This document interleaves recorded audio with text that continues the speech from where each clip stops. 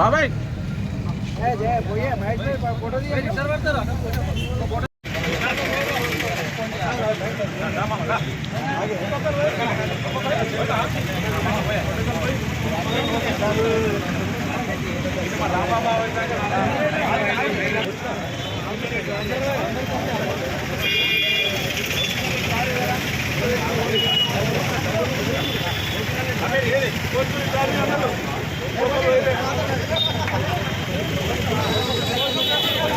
ముఖ్యమంత్రి రేవంత్ రెడ్డి గారు రైతులకు ఏకకాలంలో 2 లక్షల రుణమాఫీ చేస్తారని మాట ఇవ్వడంతో మేము పట్టణ కాంగ్రెస్ పార్టీ ఆధ్వర్యంలో మా ముఖ్యమంత్రి గారికి పాలాభిషేకం చేయడం జరిగింది.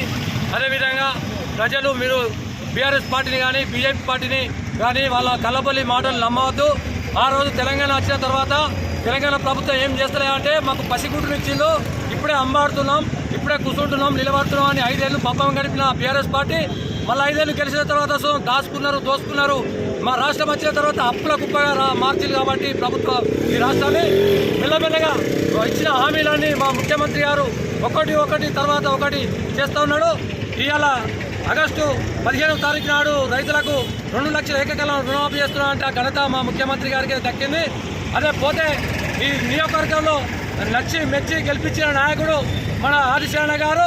ఆదిశరణ నిత్యం ప్రజల వెంట తిరుగుతున్నప్పటికైనా 2 రోజులు విదేశాలకు పోతే విదేశాలకు వెళ్ళని బీఆర్ఎస్ పార్టీ వాళ్ళని బీజేపీ పార్టీ వాళ్ళు ఎంత వేసిందో వారు సంపాదన కోలేదు.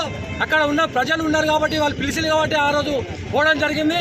ఇప్పటికి సుధం ఇవాళ పొద్దున 8 గంటల నుంచి రాత్రి 8 గంటల ప్రజలే ఉంటుడు. ఎవరి మాటలు నమ్మద్దు. మీకు ఇచ్చిన హామీలని కాంగ్రెస్ ప్రభుత్వం నెరవేరుస్తుందని మేము తెలుస్తున్నాం. అందరికీ నమస్కారం.